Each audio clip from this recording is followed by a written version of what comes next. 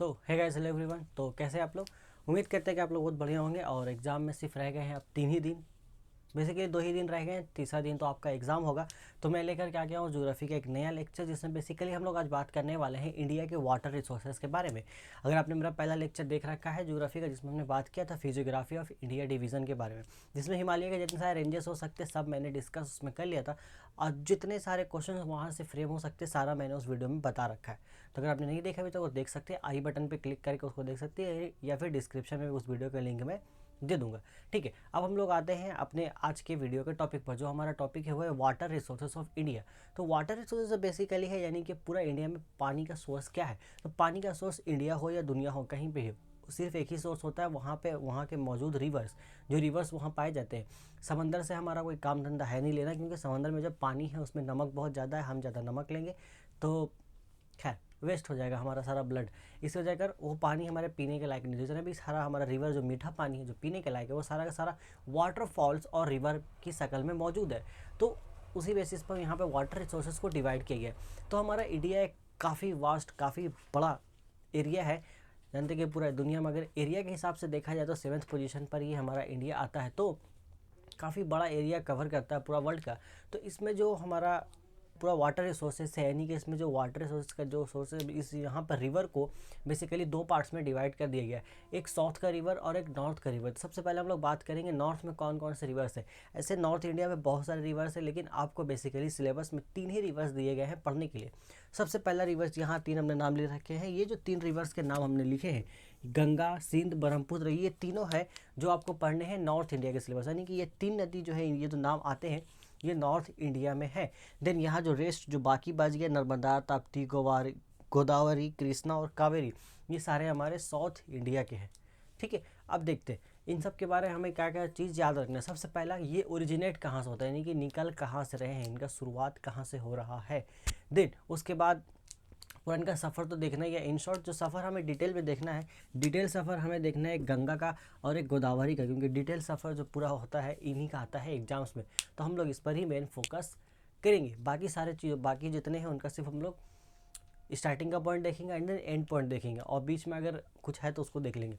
And the most important point जो सबके बारे में, इन दोनों के लिए तो खास तौर से, कि इनकी ट्रिब्यूटरीज के बारे में देखना है। ठीक है, ट्रिब्यूटरीज सिंपली अगर आप समझना चाहते तो समझ सकते हैं कि ये सारे हमारे बड़े बड़े रिवर्स। अब जैसे गंगा एक बहुत बड़ा रिवर है। अब गंगा जब बह रहा है तो रास्ते में अगर कोई एक छोटा रिवर आकर के, एक छोटा रिवर आता है और गंगा से मिल जाता है, तो जो छोटा रिवर जो गंगा से आके मिला है, उस छोटा रिवर को हम इस गंगा के ट्रिब्यूटरीज बोलेंगे। बस सिंपल इतना आप समझ सकते हैं। यानी कि कोई छोटा नदी जब बड़ा नदी में आके मिलता है तो छोटा नदी को हम लोग बड़ा वाले का ट्रिब्यूटरीज बोलते हैं। ठीक है, आगे देखते हैं। तो इनके ट्रिब्यूटरीज हमको ध्यान में देना है। अब ट्रिब्यूटरीज के नाम मैं सबके नहीं बताऊंगा, जब भी जिस नदी का बात होगा उसका ट्रिब्यूटरीज का नाम आपको स्क्रीन पर शो हो जाएगा, वहाँ से आप देख करके नोट कर लेना। अब नोट का बात आया तो हम लोग नोट्स की बात कर लेते हैं। आज का जो हमारा ये वीडियो लेक्चर है, इसका नोट्स आपको प्रॉपर मिल जाएगा मेरे टेलीग्राम चैनल पे। टेलीग्राम चैनल का नाम भी वही है, मॉडर्न पढ़ाई। अगर आप टेलीग्राम पे सर्च करते हो तो चैनल आ जाएगा, या इसके अलावा मैं नीचे डिस्क्रिप्शन में लिंक दे दूँगा, आप जा करके वहाँ से भी ज्वाइन कर सकते हैं। और ज्वाइन करके बहुत ईजिली आप इसको वहाँ से डाउनलोड करके पढ़ सकते हैं। ठीक है, तो हम लोग अब बिना किसी देरी के शुरुआत करते हैं अपने आज के लेक्चर को। तो पीछे मैंने बना रखा है इंडिया का नक्शा, हालांकि बहुत ख़राब है। खैर कोई बोलेगा नहीं कि ख़राब है, ऐसे है ख़राब, बट बोलना नहीं है किसी को। इसको मैंने रफली बस ऐसे ही बना रखा है ताकि आपको एक ओवरव्यू दे सकूँ, क्योंकि ज्योग्राफी पढ़ रहे हैं और बिना डायग्राम के पढ़े तो मज़ा नहीं आता। इसलिए जैसा ही बने लेंगड़ा लूल्हा, जैसा भी डायग्राम है, बट डायग्राम तो है। तो हम लोग शुरुआत करते हैं अपनी गंगा रिवर से। अब देखो गंगा जो रिवर है, यहाँ पर 2 रेंज बनाए हैं, एक काराकोरम, ये पूरा रेंज होता है काराकोरम का। आपका अगर पहला लेक्चर आपने देखा हो तो आपको मालूम होगा, यहाँ से आपका एक कैलाश रेंज शुरू होता है। बेसिकली पहाड़ी सिलसिला है, उसको अलग अलग नाम दे दिया गया है। तो गंगा जो है ये हिमालय में मौजूद, अब हिमालय तो हमारा ऊपर में है। अब हिमालय में एक ग्लेशियर है, उस ग्लेशियर का नाम है गंगोत्री। आपका ग्लेशियर का नाम क्या है? गंगोत्री। ये लो, ये बेचारा शुरू होने से पहले ख़त्म हो गया, इसको लेते हैं हम लोग गंगोत्री। तो हिमालय के गंगोत्री ग्लेशियर से गंगा रिवर निकलती है। अब हिमालय गंगोत्री ग्लेशियर से मान लीजिए इधर कहीं होगा, एग्जैक्ट लोकेशन मुझे नहीं पता, बट मान लेते हैं इधर कहीं है आपका हिमालय से, वहाँ से निकल रही है गंगा रिवर आपका। वहाँ से निकलने के बाद ये आगे बढ़ती है, यहाँ पर आगे आता रास्ता आता है इनका देव प्रयाग करके एक जगह का नाम है। क्या जगह का नाम है? देव प्रयाग। और वो लोकेशन एक एग्जैक्टली वहाँ पर क्या है मुझे नहीं पता, लेकिन जगह का नाम है आपका देव प्रयाग। देव प्रयाग में जब पहुँचती है, निकलती है हिमालय के गंगोत्री ग्लेशियर से, देन वहाँ से आगे बढ़ती है, देव प्रयाग पहुँचती है। देव प्रयाग में जब गंगा रिवर पहुँचती है तो वहाँ उससे आकर के अलकनंदा रिवर मिल जाता है।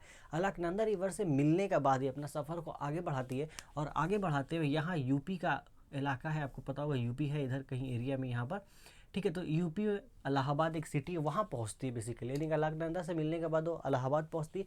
और जब गंगा रिवर हमारा इलाहाबाद पहुँच जाती है तो इलाहाबाद में जमुना रिवर आकर के इससे मिल जाती है। और जमुना एक बहुत इंपॉर्टेंट ट्रिब्यूटरीज है गंगा रिवर का, पॉइंट टू बी नोटेड, बहुत इंपॉर्टेंट ट्रिब्यूटरीज है जमुना रिवर का। कहाँ पे आके मिलती है? इलाहाबाद में। अब ट्रिब्यूटरीज की बात हुई तो डिटेल में बात कर लेते हैं। यहाँ पर जब गंगा आपका बह रही होती है गंगा, तो एक राइट साइड भी इसका आता है, लेफ्ट साइड भी आता है।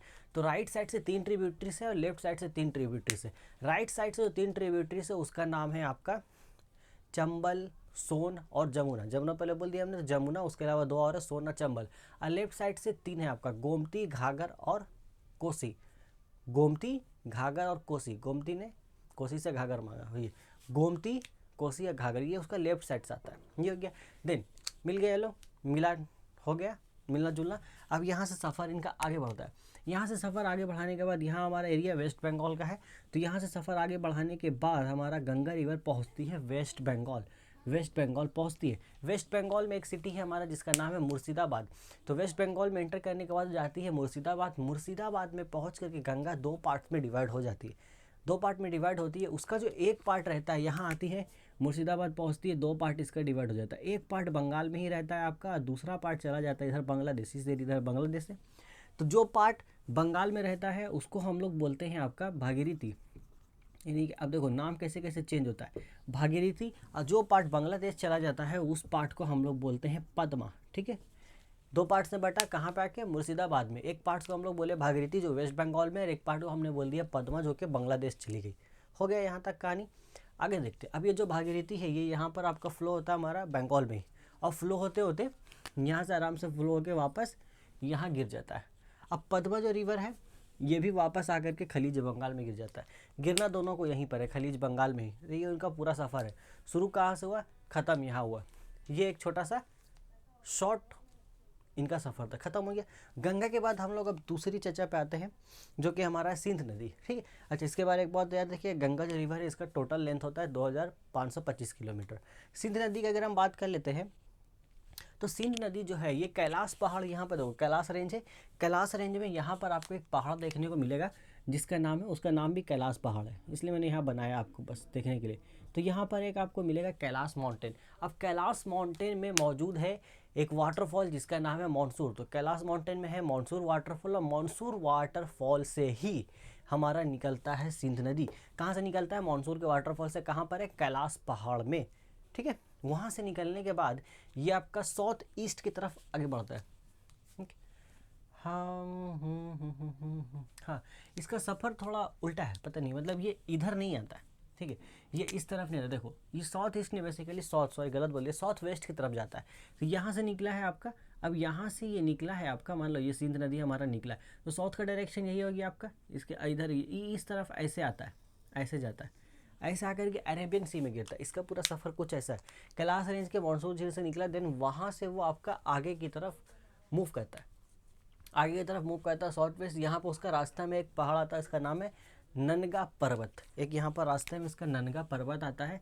ननगा पर्वत को पार करने के बाद जो हमारी सिंध नदी है वो एंटर कर जाती है अरेबियन सी में, सॉरी अभी नहीं। ननगा पर्वत को पार करने के बाद वो आती है, इधर पाकिस्तान है हमारा, इधर इस एरिया में इधर पाकिस्तान है। देन पाकिस्तान के बाद पाकिस्तान में वो पहुँचती कराची, या कराची के बाद डायरेक्टली अरेबियन सी में वो एंटर कर जाती है। बस इतना ही बात आपको इसमें याद रखना है। आपके लिए सबसे बेहतर ये होगा इस वीडियो को देखते हुए कि आप अपना कॉपी निकालें, उसको खोलें, एक सादा पेज लें और वहाँ पे फिर पेन निकालें और पेन से लिखना शुरू करें, जैसे जैसे मैं बोलता जा रहा हूँ। ऐसे जो चीज़ें मैं बोल रहा हूँ वो सारी चीज़ें आपको मिल जाएगी नोट्स में। फिर भी अगर आप मेरे लेक्चर को सुनते सुनते उसको लिखेंगे तो होगा क्या ना, मेरे साथ से रिवाइज कीजिए। जैसे मैं बोल रहा हूँ उन सारी चीज़ों को, सारी बातों को मेरे साथ बोलते चलिए। एग्ज़ाम्स के दिन बहुत कम बच गए हैं, इसलिए बोल रहा हूँ ऐसा करने के लिए।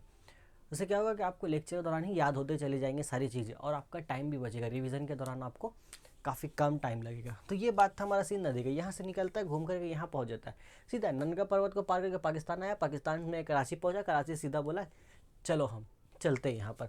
अब ये जो सिंध नदी है इसका टोटल लेंथ है आपका 2880 किलोमीटर, ठीक है, जिसमें से 709 किलोमीटर से आपको इंडिया में देखने को मिल रहा है। देखो यहाँ से कुछ ही हिस्सा यहाँ तक आपको जो इंडिया में देखने को मिलता है, तो इंडिया में इसका सिर्फ और सिर्फ 709 किलोमीटर ही आपको देखने को मिलेगा। इसके अलावा इसको जो ट्रिब्यूटरीज आप स्क्रीन पर देख सकते हो। आगे बढ़ते हैं। आगे अगर हम बात करें ब्रह्मपुत्र रिवर के बारे में, तो ब्रह्मपुत्र जो रिवर है, ब्रह्मपुत्र रिवर भी यहीं से निकलता है, हमारा कैलाश माउंटेन से ही निकलता है, लेकिन कैलाश माउंटेन के चीम युंगडुंग ग्लेशियर से निकलता है। बेसिकली उसको चीमा युंगडुंग बोलते हैं हम लोग। ये देखो स्पेलिंग देखो, चीमा युंगडुंग। तो चीमा युंगडुंग एक ग्लेशियर है जो कि हमारा कैलाश पहाड़ के रेंज में पाया जाता है, वहाँ से ये निकलता है। अब वहाँ से निकलने के बाद ये कहाँ जाएगा बोलो तो, देखते एक बार। तो वहाँ से निकलने के बाद ये चचा हमारे जाता है, अच्छा वहाँ से निकलने के बाद कहाँ थोड़ा एंटर, अब वहाँ से जब वो निकले हैं तो वहाँ से उनको एंटर करना है इंडिया। अब वहाँ से वो एंटर करते हैं इंडिया, अरुणाचल प्रदेश इसी रेंज में होता है।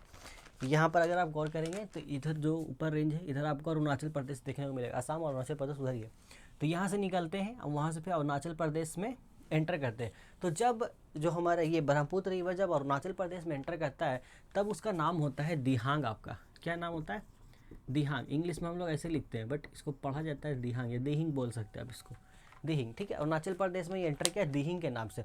अब जैसे एंटर कर गया तो इससे आकर के एक और रिवर मिलता है, उस रिवर का नाम है आपका लोहित, ठीक है, उस रिवर का नाम है आपका लोहित। और ये जो दिहिंग और लोहित है ये दोनों साथ मिलकर के जब फ्लो करते हैं तो इन दोनों के कंबाइंड फ्लो को ही हम लोग बोलते हैं ब्रह्मपुत्र। तो समझ में आ गया होगा आपको ब्रह्मपुत्र का कहानी क्या है। ब्रह्मपुत्र निकला कहाँ से? आपका कैलाश पहाड़ के चिमयुंडुंग ग्लेशियर से। वहाँ से वो इंडिया में एंटर करता है, कहाँ से? अरुणाचल प्रदेश से। अरुणाचल प्रदेश को क्रॉस करके इंडिया में एंटर करता है, और जब इंडिया में एंटर करता है तो उसका नाम होता है दिहिंग। दिहिंग जब एंटर कर गया है तो उससे एक और रिवर आके मिलता है जिसका नाम होता है लोहित। लोहित और दिहिंग जब दोनों साथ में फ्लो करते हैं तब हम लोग उन दोनों के कंबाइंड फ्लो को बोलते हैं ब्रह्मपुत्र। अब ब्रह्मपुत्र जो वर्ड है, इस वर्ड का मीनिंग होता है सन ऑफ ब्रह्मा, यानी कि ब्रह्मा जो लॉर्ड ब्रह्मा है, भगवान ब्रह्मा, उनके बेटा, ठीक है, ब्रह्मपुत्र, ये याद रखेंगे आप। देन इनका भी ट्रिब्यूटरीज आप देख सकते हैं स्क्रीन पर। ट्रिब्यूटरीज खास तौर से इसका और इसका आपको नहीं भूलना, बाकी सबका भले भूल जाए चलेगा, लेकिन ई दो चचा का आपको ट्रिब्यूटरीज नहीं भूलना है, ठीक है। आगे देखते हैं। तो ये तीन हमने बात कर लिए, गंगा, सिंध, ब्रह्मपुत्र। किसके बारे में? रिवर्स हमारे हो गए नॉर्थ इंडिया के बारे में, अपना इलाका का रिवर खत्म हो गया। नीचे आते हैं हम लोग साउथ इंडिया में। साउथ इंडिया में सबसे इंपॉर्टेंट तो यही है हमारा। पहले हम लोग बात करते हैं नर्मदा रिवर के बारे में। नर्मदा जो है ये निकलता है हमारा अमरकंटक हिल, जो कि ये शायद यहाँ है आपका महाकाल की पहाड़ी। देख लेते हैं एक बार।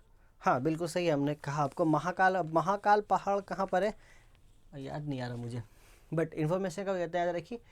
ये और ये चारों, ये जो चार आदमी आपको दिख रहे हैं, चार रिवर, इसके में आपको सिर्फ इतना याद रखना है कहाँ से ओरिजिनेट हुआ, कहाँ जाए ख़त्म हुआ, बस। इसके अलावा यहाँ से और क्वेश्चन कोई फ्रेम होता नहीं। बट अगर हाँ आपको अगर क्वेश्चन ऐसा आ जाता है, लॉन्ग क्वेश्चन अगर आ जाता है, जो काफ़ी रियली चांसेस है, अगर लॉन्ग क्वेश्चन आता है कि लिखने बोल दे कि साउथ की जितनी नदियाँ उन सभी के बारे में लिखो, तब आपको इन चारों के अलावा थोड़ा सा और डिटेल मालूम होना चाहिए, है ना। तो आप लिख सकते हैं आराम से, कोई दिक्कत नहीं। जैसे ये नर्मदा पहाड़ में ओरिजिनेट होता है अमरकंटक की चोटी से। अमरकंटक की चोटी कहाँ है? महाकाल पहाड़ पे मौजूद है। अब ये आगे बढ़ता है अपना पहाड़ी इलाका। तो ये पूरा जो नर्मदा रिवर है ये पूरा अपना कोर्स में पहाड़ी इलाके से ही बहता हुआ निकलता है, जिसकी वजह अगर ये डेल्टा का फॉर्मेशन नहीं करता है, क्योंकि डेल्टा का फॉर्मेशन के लिए आपको मालूम होगा कि उसको मटेरियल चाहिए, रास्ता में सारा मटेरियल कलेक्ट करता है, वही जा करके लास्ट में वो डिपॉजिट कर देता है, तो डेल्टा का फॉर्मेशन होता है। बट इसके पास वैसा कुछ मिलता ही नहीं है, तो करेगा क्या बेचारा। और लास्ट में फिर ये गिरेगा कहाँ पर? आके गिरना है इसको खलीज बंगाल में। लेकिन हाँ, जब्बलपुर एक जगह है, तो जब्बलपुर के करीब नर्मदा जो हमारी रिवर है ये बहुत सारा वाटरफॉल बनाती है। इस बात को आपको नोट करके रखना है। चलिए आगे हम लोग बात करते हैं ताप्ती रिवर के बारे में। तो ताप्ती जो हमारा रिवर है, ताप्ती रिवर के बारे में सिर्फ एक ही चीज़ आपको याद रखना है, कहाँ से ओरिजिनेट हुआ। ताप्ती रिवर हमारा ओरिजिनेट होता है महादेव के पहाड़ से। महादेव नाम का पहाड़ है इधर आपका, साउथ का तो नीचे ही होगा, ऊपर तो होना नहीं है, नीचे आपका यहाँ से ओरिजिनेट करता है। आगे देखिए। देन हमारा जो है कृष्णा और कावेरी के बारे में पहले बात कर लेते हैं, छोटा सा दिन, फिर गोदावरी जो मेन इंपॉर्टेंट है उसके बारे में बात करेंगे। तो कृष्णा जो रिवर है हमारा, उसका पूरा लेंथ है आपका 1400 किलोमीटर। कृष्णा जो रिवर है ये हमारा ओरिजिनेट होता है महाबलेश्वर की पहाड़ से। तो महाबलेश्वर की पहाड़ियों से हमारा ये आपका ओरिजिनेट होता है। खलीज बंगाल यहीं पे बगल में, सारा रिवर इधर है, यहाँ से सब एंटर कर जाता है। मोस्टली जो रिवर है सब खलीज बंगाल में ही अपना एग्जिट पॉइंट रखते हैं। अभी सिर्फ एक ही हमें मिला है जो कि कैलाश पहाड़ से ये निकला था हमारा, कौन था? सिंध नदी। सिंध नदी हमारा यहाँ आके गिरा है अरेबियन सी में। बाकी सारे कहाँ है? बाकी सारे हमारा भी खलीज बंगाल में ही है। चलो ठीक है, अच्छी बात है, कोई भी अपना घर छोड़ के अभी तक तो नहीं गया। तो ये हमारा महाबलेश्वर के माउंटेन से निकलते हैं आपका। और फाइनली इधर आपका एक जगह है विजयवाड़ा, अगर साउथ की मूवी देखते होंगे तो आप नाम जरूर सुन रखा होगा। विजयवाड़ा इधर एक जगह है, यहाँ से एंटर कर जाते हैं खलीज बंगाल में। आगे ये देन कावेरी की अगर हम बात करें तो कावेरी जैसे इस रिवर का नाम है, तो ऐसी एक वाटरफॉल, उस वाटरफॉल का ही नाम कावेरी। तो कावेरी वाटरफॉल से एक रिवर निकलती है, उस रिवर को हम लोग बोलते हैं कावेरी रिवर। और ये अपना पूरा कोर्स पार करने के बाद जाकर के कहाँ जाती है, खलीज बंगाल में। चलिए, बहुत अच्छा लगा ये जानने के बाद। अब गोदावरी की अगर हम बात करें तो गोदावरी की थोड़ा सा हम लोग अच्छे से बात कर लेते हैं। देखो गोदावरी जो है ये निकलता है एक माउंटेन से, उस माउंटेन का नाम है त्राम्बिक माउंटेन। यहाँ ये जगह जो है ये ओवरऑल अप्रोक्सीमेट महाराष्ट्र है आपका, ठीक है। ये आपका जगह है महाराष्ट्र, थोड़ा ध्यान से देखिएगा इसको, ये आपका जगह हो गया महाराष्ट्र। अब महाराष्ट्र में यहाँ पर एक जगह पे मौजूद है आपका त्राम्बिक माउंटेन। त्राम्बिक माउंटेन, तो त्राम्बिक माउंटेन जो यहाँ पर मौजूद है, इसी त्राम्बिक माउंटेन से आपका निकलता है गोदावरी रिवर। अब गोदावरी रिवर जब यहाँ से निकलता है, गोदावरी रिवर यहाँ से निकला, ठीक है, त्राम्बिक माउंटेन से गोदावरी रिवर आपका निकला। निकलने के बाद ये मूव करता है आपका नॉर्थ ईस्ट के डायरेक्शन में। तो नॉर्थ किधर गया, यहाँ से नॉर्थ ऊपर हो गया, ईस्ट उधर हो गया हमारा, है ना। तो यहाँ ऊपर हो गया नॉर्थ, इस तरफ हो गया आपका ईस्ट। तो इस डायरेक्शन में ही ये मूव कर जाता है। अब मूव करने के बाद चला जाता है डायरेक्ट आसाम, नॉर्थ ईस्ट के डायरेक्शन में मूव करता है, चला जाता है आसाम, ठीक है। आना चाहिए था यहाँ डायरेक्ट, उसको बट डायरेक्ट नहीं आता, ये पहले आ जाता है आसाम आपका। अब आसाम जब पहुँचता है तो कहाँ जा रहा है ये बबुआ, ये बबुआ जा रहा है आसाम आपका। और जब आसाम पहुँचता है तो आसाम से फिर यू टर्न लेता है। आसाम से यू टर्न लेने के बाद खलीज बंगाल में आ जाता है। पता नहीं काहे ऐसा करता है, बट ऐसा करता है, ठीक है। आगे देख लेते हैं हम लोग। अच्छा, एक पॉइंट इसमें छूट गया, यहाँ बीच में आंध्र प्रदेश भी आता है। जैसे ही महाराष्ट्र को पार करके यहाँ पहुँचेगा बेचारा, तो बीच में आसाम पहुँचने से पहले बीच में आंध्र प्रदेश भी आता है, और वहाँ पे ये डेल्टा का फॉर्मेशन भी करता है आपका, ठीक। बाकी यही है, एंटर ऐसे जाता है, ऐसे चला आता है यहाँ नीचे आपका, इतना ही बात है। इसके बारे में एक और बात अब याद रखिए, गोदावरी रिवर को हम लोग गंगा ऑफ साउथ इंडिया बोलते हैं। मतलब इसको हम लोग बहुत बड़ा, जैसे हम लोग गंगा रिवर बहुत इंपॉर्टेंस रखता है, तो साउथ में उसी तरीके से गोदावरी रिवर भी बहुत इंपॉर्टेंट रखती है। इसलिए गोदावरी को हम लोग गंगा ऑफ साउथ इंडिया बोलते हैं इसको, Ganga of south India, Ganga of south India, ये इनको बोला जाता है। खैर ठीक है, इतना बात हो गया। तो देखिए अभी तक हमने चैप्टर का जो मेजर जो पोर्शन था, यानी कि north reverse and south reverse को हमने कवर कर लिया। इसके बाद आप देखोगे बुक में एक आपको टॉपिक दे रखा है, वो टॉपिक है difference between south reverse and north river. वो टॉपिक आप पे छोड़ते हैं हम, उसको आप पढ़ लीजिएगा, वहाँ से मोस्टली सवाल आ जाते हैं कभी कभी, मतलब डिफरेंस लिखने के लिए आ जाता है 2 या 3 मार्क्स में। तो आप उसमें से 2 या 3 पॉइंट्स याद करके ज़रूर जाना, ठीक है, याद कर लेना उसको। आगे बढ़ते हैं हम लोग, आगे हम चैप्टर को बढ़ाते हैं। तो चैप्टर हमारा आता है, इसके बाद पूरा सिस्टम आता है, इरिगेशन करके एक टॉपिक दिया हुआ आपका, ठीक है। इरिगेशन जो टॉपिक है, तो इरिगेशन सिंपल आपका मीनिंग होता है इरिगेशन का, आर्टिफिशियल मेथड से अगर हम पानी प्रोवाइड करते हैं कल्टीवेशन के लिए, तो उसको हम लोग बोलते हैं आपका इरिगेशन। यानी कि सिंपली जब बरसात नहीं होती है तो पानी फसलों को नहीं मिल पाता, फसल को जब पानी नहीं मिलेगा, जब क्रॉप्स को वाटर ही नहीं मिलेगा, तो क्रॉप सही तरीके से कल्टीवेट नहीं हो पाएंगे। इसके लिए हम क्या करते हैं कि पानी को स्टोर करके रखते हैं, जब हमें ज़रूरत महसूस होती है हम उस पानी का यूज़ कर लेते हैं क्रॉपिंग के लिए। तो इस मेथड को हम लोग बोलते हैं इरीगेशन। अब इरीगेशन करने के 3 डिफरेंट मेथड है जो आपको बुक में दिया है। एक तो कुआँ खोद के, दूसरा ट्यूबवेल है, ट्यूबवेल है, पाउंड है, एंड और क्या है, बस ये 3 है, वेल, ट्यूबवेल और पॉन्ड है, ठीक है। इसको हम लोग आते हैं, चलिए काम करते हैं, इसको मिटाते हैं, मिटा दिया जाए, हटाओ, मिटाते हैं इसको। तो हमने क्या क्या नाम लिया आपका, एक तो हमने नाम लिया आपका वेल यानी कि कुआं, दूसरा हमने नाम लिया आपका ट्यूबवेल। अब देखो हर एक मेथड का अपना एक एडवांटेज है और अपना एक डिसएडवांटेज है, तो हम लोगों को वही एडवांटेज डिसएडवांटेज दोनों को लेकर चलना है, क्योंकि हम किसी का भी सपोर्ट नहीं करेंगे, अच्छी बात है। ट्यूबवेल इसको हम लोग हैंड पंप भी बोल सकते हैं बेसिकली, क्योंकि यहाँ पर होता वही आपका हैंड पंप, अच्छे से लिख देते ना, हैंड पंप। तो कुआं के बारे में हम लोग जानते हैं, कुआं हमारे घर में भी कभी रहा होगा, हमारे घर में पहले था, अभी नहीं। आपके घर में भी कभी ना कभी कुआं रहा होगा, नहीं भी रहा होगा तो आपने कुआं जरूर देखा होगा, वहाँ झाँक कर जरूर अपने शक्ल को देखने की कोशिश की होगी आपने, किया है कि नहीं, कमेंट में जरूर बताना, ठीक है। तो कुआं को हम लोग खोदते कैसे, बस लेते हैं कुल्हाड़ा और खोद के रख देते हैं उसको। बेसिकली ज़मीन खोदा जाता है और कभी कभी पानी जल्दी मिल जाता है तो जल्दी हम काम हो जाता है। आपका कुआं खोदने का मेन टारगेट हमारा ये रहता है कि वहाँ पानी ऑलरेडी स्टोर हो जाता है, एक जगह बन जाता है, पानी स्टोर होता है। अब उस पानी को हम जब चाहे तब यूज़ कर सकते हैं। इसका एडवांटेज तो ये हो गया। आपका डिसएडवांटेज ये हो गया कि कहीं कहीं पर कुआं खोदना काफ़ी महंगा पड़ जाता है। अब महंगा इस सेंस में पड़ जाता है कि उस ज़मीन पर जहाँ हम खोद रहे हैं वहाँ पर पानी बहुत ज़्यादा गहराई में नीचे होता है।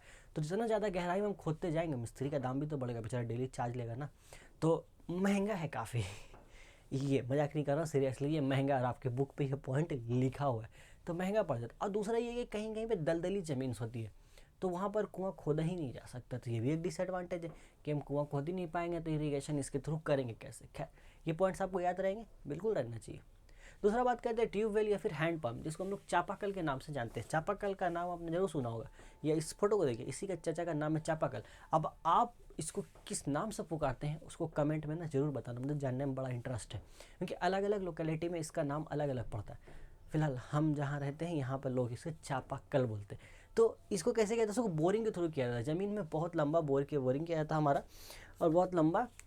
जैसे कुआं में क्या नॉर्मली हम 20-25 फीट का गड्ढा खोदते हैं और पानी हमें मिल जाता है, लेकिन ऐसा होता है कि 60-70 फीट के अंदर पानी है। वो उतना गहरा कुआं खोद के कौन रखेगा। अब खोद करके कुआं रख भी देंगे तो 70 फीट लंबा रस्सी डाल करके पानी कौन निकालेगा।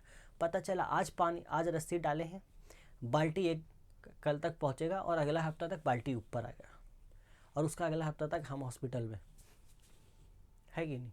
तो इससे बेहतर है हम लोग बोरिंग का पूरा सिस्टम कर देते हैं, एकदम पूरा जो है आपका हम लोग ज़मीन तक भेज देते हैं, और ये चचा को हम लोग ऐसा सिस्टम करके बंद कर देते हैं, यहाँ से बोलते निकालो चापाकल से, तो वो पूरा सिस्टम हो गया आपका। अब देखो, बोरिंग करने से सबसे बड़ा डिसएडवांटेज क्या हो रहा है कि ज़मीन के नीचे का जो पानी स्टोर्ड है, जो बहुत गहराई में, उसको होना भी ज़रूरी है। ज़मीन के निचली सतह पर जो एकदम बहुत अंदरूनी सरफेस में, वहाँ पर पानी का मौजूद रहना बहुत ज़रूरी है। अब क्यों ज़रूरी है, आगे चल के इस बात को हम लोग कनेक्ट करेंगे। अभी यहाँ पर इसको रोकते, बट ध्यान में रखना है इस बात को, आगे चल के पूछेंगे हम। देखिए, तो वहाँ पे होना ज़रूरी है। अब इससे क्या हो रहा है कि हम सारा का सारा पानी निकाल रहे हैं, तो अच्छा बात नहीं, खराब बात है कि नहीं। तो ये एक बड़ा डिसएडवांटेज है इसका हमारा। दूसरा हम लोग सबसे लास्ट पॉइंट का हम लोग बात करते हैं पॉन्ड्स का। पॉन्ड्स बेसिकली छोटा तालाब हो गया, गड्ढा, अपने आसपास अपना तालाब देख रखे हो छोटा छोटा, तो किया ऐसा जाता है बहुत से गांव वगैरह में, छोटा छोटा गड्ढा खोद दिया जाता है। अब छोटा छोटा गड्ढा इसलिए खोद दिया जाता है कि जब बरसात हो तो बरसात के मौसम में उस गड्ढा में पानी जमा हो जाए। अब फिर जैसे ही बरसात छूटेगी हम जाएंगे वहाँ से मछली पकड़ेंगे, नहीं मछली नहीं पकड़ना है, वहाँ से जाना है हमको और उस पानी को निकाल करके स्टोर करके रख लेना है, क्योंकि वहाँ तालाब में छोड़ नहीं सकते, छोटा गड्ढा भी नहीं छोड़ सकते, वरना बहुत से लोग आएंगे और उसमें अपना भी प्योरिटी को मिक्स करके जाएंगे, है ना। अब समझ रहे हो मैं क्या बोलना चाह रहा हूँ। हाँ वही बिल्कुल वही, हाँ ठीक है, आगे बढ़ते हैं। तो ये 3 था आपका। तो इसका एडवांटेज डिसएडवांटेज बहुत सिंपल है आपका, ठीक है, आप लिख सकते हो। एडवांटेज ये कि कहीं भी खोद करो, डिसएडवांटेज ये कि प्योरिटी कहीं नहीं मिल सकता है, और इसके अलावा भी एक गड्ढा खोदोगे तो रास्ता बचेगा कहाँ फिर, ये भी एक डिसएडवांटेज है, ठीक है। तो ये 3 मेथड्स हैं हमारे इरिगेशन के। इसके बाद कहानी को हम लोग और आगे बढ़ाते हैं। अब हमने आपसे एक बात की थी कि वही कि जो बोरिंग हम लोग करते हैं तो निचले ग्राउंड सरफेस पर पानी होना चाहिए, क्यों। अब देखो यहाँ पर एक पूरा सिस्टम सी, मतलब ये हम लोग ये बोल सकते हैं कि नीचे ग्राउंड, एक पूरा टॉपिक का नाम नहीं याद आ रहा मुझे, बुक में आपका दे रखा है, अब वो का आसपास है भी नहीं, खैर मतलब टॉपिक कहने का मतलब यही कि ग्राउंड सरफेस पे पानी होना चाहिए। अब पानी इसलिए होना चाहिए ग्राउंड सरफेस पे कि जो मिट्टी हमारी है, तो मिट्टी को मजबूती मिलती है पानी से, और उसको मिट्टी को जो पानी मिलता है वो नीचे ग्राउंड सरफेस से मिलता है, क्योंकि जब बारिश होती है तो मिट्टी पानी को एब्जॉर्ब करके अपने अंदर स्टोर करता है, और बहुत सारा पानी ज़मीन के निचले ग्राउंड सरफेस तक चला जाता है, और वो पानी ही मिट्टी को मजबूती देती है। अब जब वो पानी हम निकाल लेंगे तो मिट्टी खिसक करके कहीं और चला जाएगा, और जब मिट्टी खिसक के कहीं और चला जाएगा तो हमारा ज़मीन भी खिसक जाएगा और हमारा घर ज़मीन के नीचे चला जाएगा। सिंपल सा बात है ना, मतलब हम पानी खिसका रहे हैं चापाकल लगा करके, मिट्टी खिसक रही है, पानी नहीं है, उसके बाद ज़मीन खिसक रहा है, घर नहीं है, फिर अगले दिन हम नहीं है, ख़त्म कहानी। सिंपल सा बात है ना, कहानी शुरू हुई कहानी ख़त्म हो गई, तो इसलिए नहीं करना चाहिए। है तो वाटर जो है, अब इसके बाद आपका नेक्स्ट टॉपिक दिया वाटर कंजर्वेशन करके, ठीक, उसमें उस पर बात करने से पहले हम लोग इस पर बात कर लेते हैं कि आपको बुक में एक टॉपिक ये भी है, रिवर वैली प्रोजेक्ट करके दिया है। देखो इसमें बेसिकली 4 डैम्स है, जिसमें 2 बहुत इंपॉर्टेंट है, हीराकुद डैम है आपका, और एक और डैम है, नाम नहीं याद आ रहा, छोड़ो। तो 4 डैम्स है आपको, बस उसमें एक काम कीजिएगा, जाइए बुक खोलिए, चारों डैम्स का देखिए ये डैम प्रोजेक्ट स्टार्ट कब हुए थे। अब डैम का होता इतना पता नहीं, ज़रूरत तो नहीं है, उतना नल्ले तो नहीं हो आप लोग, है ना, है। हाँ, उतना तो समझदार हो के डैम क्या होता है पता होगा आपको। तो वो कब स्टार्ट हुआ और कहाँ स्टार्ट हुआ, बस ये आपको ध्यान रखना। खासतौर से हीराकुद डैम का आप याद कर लेना, मोस्ट प्रोबेबली इससे लगता है मुझे आ जाना चाहिए एग्जाम्स में।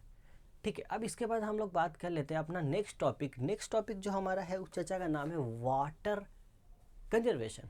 मतलब वाटर को बचाना है, मतलब पानी बचाना है ना, मतलब जो हमें बचा रही है हमें उसे बचाना है। कितना अजीब है ना, बट है फिलहाल के लिए।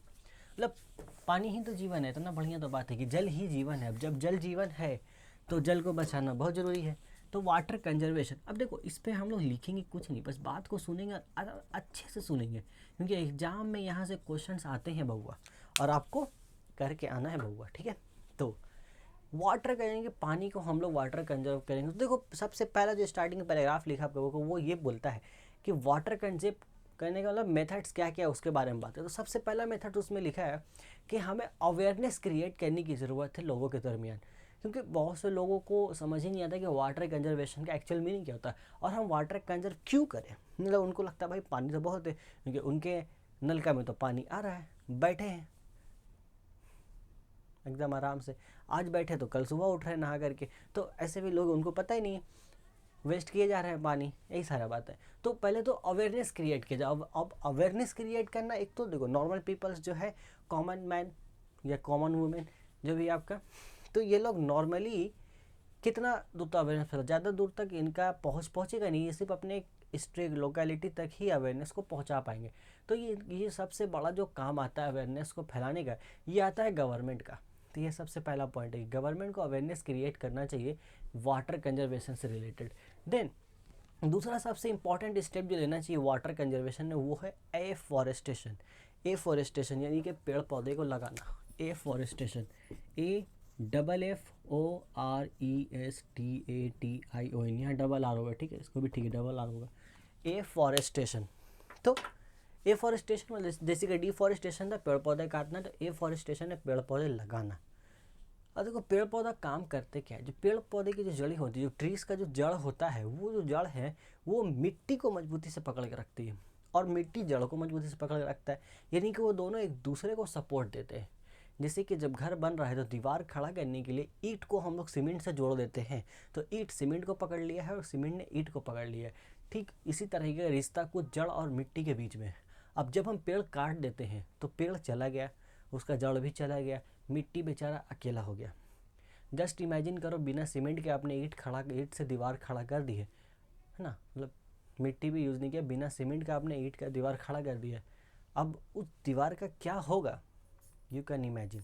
तो वैसे ही कुछ यहाँ मिट्टी के साथ होता है। तो जब पेड़ हमने काट दिया है, मिट्टी को अब मजबूती नहीं मिल रही है, तो ज़रा सा भी कुछ होगा, थोड़ा सा हवा चलेगा मिट्टी के साथ वो चला जाएगा, मैंने मिट्टी लेके चला जाएगा। अब पानी ज़्यादा होता है तो पानी बहुत ज़्यादा होने का वजह, अगर पानी की जो बड़ी बड़ी बूंदें गिरती हैं, जो तेज़ रफ्तार जब बारिश होती है, कभी महसूस करना बारिश की जब बड़ी बड़ी बूंदें गिरती हैं तो बॉडी पर बहुत ज़्यादा चोट लगता है उससे भी। तो सोचो जब हमें चोट लगा तो मिट्टी को कितना चोट लग रहा होगा। अब जब मिट्टी को चोट लगा तो बेचारा वो कट जाता है, कट के फिसल जाता है। तो हमें सबसे बड़ा ज़रूरी काम ये करना है कि हमें पेड़ पौधे लगाना है, जिससे हम लोग वाटर कंजर्व कर सकते हैं। पेड़ पौधा हम लगाएंगे तो वाटर कंजर्व रहेगा। अब मिट्टी कैसे वाटर कंजर्व करती है ये तो मैंने आपको बता चुका है पहले ही, ठीक है। आगे बढ़ाते हैं कहानी। आगे हम लोग बात कर लेते हैं इसके बारे में कि वाटर कंजर्वेशन है, मेरे ख्याल से इतना ही पॉइंट्स है और कुछ है नहीं इसमें, है ना। ठीक है, वाटर कंजर्वेशन से रिलेटेड एक बहुत ही अच्छा कदम उठाया गया था तमिलनाडु स्टेट की तरफ से। ये आपका केस स्टडी भी है किताब में दिया हुआ, जिस मेथड का नाम है रेन हार्वेस्टिंग, मतलब बारिश के पानी को जमा करके रखना। ये पॉइंट उसमें भी है आपका वाटर कंजर्वेशन में। एक पॉइंट ये है कि बारिश को पानी को जमा किया जाए, क्योंकि बारिश का जो पानी है वो अनलिमिटेड है, वो तो हमें मिलते रहेगा। बारिश हमारे हाथ में है नहीं कराना, वो भाई होगा, हम उसको स्टोर करके रख सकते हैं। और सबसे जो प्योरेस्ट फॉर्म है वाटर का वो बारिश का ही पानी है। रेन वाटर सबसे प्योर है आपका, तो उसको स्टोर करके हम अगर रख पाते हैं सक्सेसफुली तो हमें पानी की कमी बहुत कम महसूस होगी, इसलिए उसको स्टोर करना बहुत ज़रूरी। इसी चीज़ से रिलेटेड जो तमिलनाडु जो स्टेट है, जो साउथ का एक स्टेट है, बहुत डेवलप्ड स्टेट है, उसने रेन हार्वेस्टिंग करके एक मेथड को यूज़ करना शुरू किया था, जो आगे चल के बहुत सक्सेसफुल हुआ। देन बाकी स्टेट्स ने भी, जैसे चेन्नई, कर्नाटका, महाराष्ट्र, इन लोगों ने भी उस मेथड को कॉपी किया। ये मेथड सिंपली बहुत सिंपल है। मेथड ये है कि जितने भी लोग घर बना रहे हैं, तो घर सबका, जितने भी लोग घर, छत का घर बना रहे हैं, तो उनके छत पर ऐसा सिस्टम होना चाहिए, एक टंकी स्पेशली फिक्स होना चाहिए कि जब बंदे को ऐसा कुछ सिस्टम उसमें, अब देखो ये घर का हम लोग छत ले लेते हैं, फ्लोर है आपका, यहाँ से हम पानी के लिए एक पाइप निकाल दिए हैं और यहाँ पर हमारा है टंकी, ठीक है। अब यहाँ से पानी इस टंकी में हमारा गिरेगा, मतलब छत में पानी जमा हुआ, यहाँ हमने पाइप लगा दिया, इस पाइप के थ्रू टंकी से टंकी में पानी चला गया। यही है in short rain water harvesting, और कुछ नहीं। और केस स्टडी है, पढ़ सकते, ऐसे सारा पॉइंट्स मैंने कवर कर लिया। तो ये था आपका पूरा का पूरा चैप्टर जो था वाटर रिसोर्सेज ऑफ इंडिया। तो वन शॉट में हमने इसको निपटा दिया है, और आई थिंक ज़्यादा लंबा वीडियो हुआ नहीं, 20 से 25 मिनट में ही हमने इसको कवर अप कर लिया है। तो इससे अच्छी बात और क्या हो सकती है। तो जैसा कि आपको नोट्स कहाँ से डाउनलोड करना है, टेलीग्राम के चैनल से लिंक मिलेगा डिस्क्रिप्शन में, सीधा जाके आप नाम को सर्च कर सकते हैं। सही है। तो हम लोग मिलेंगे अपने अगले वीडियो में, तब तक आपको क्या करना है, हाँ, पढ़ते रहना है। अगर वीडियो पसंद आया है, और मुझे उम्मीद है कि पसंद आया होगा, तो वीडियो को लाइक अभी के अभी कर देना है। देखो लाइक करने में तुम्हारा कुछ ज़्यादा नहीं, बट मेरे को बहुत कुछ मिल जाता है। मतलब मुझे ऐसा लगता है कि तुम्हें को मेरे सवाल कंटेंट पसंद आ रहा है, तो लाइक कर देना चाहिए, लाइक कर दो। और अपने दोस्तों के साथ इस वीडियो को शेयर जरूर करना, क्योंकि सबकी हालत ख़राब है अभी, है ना। कर दो यार, उनका भी कुछ भला हो जाएगा, ठीक है। दूसरे का भला करो, तुम्हारा भला होगा, एग्जाम करीब है, ठीक है। हाँ हाँ हाँ हाँ, ठीक है।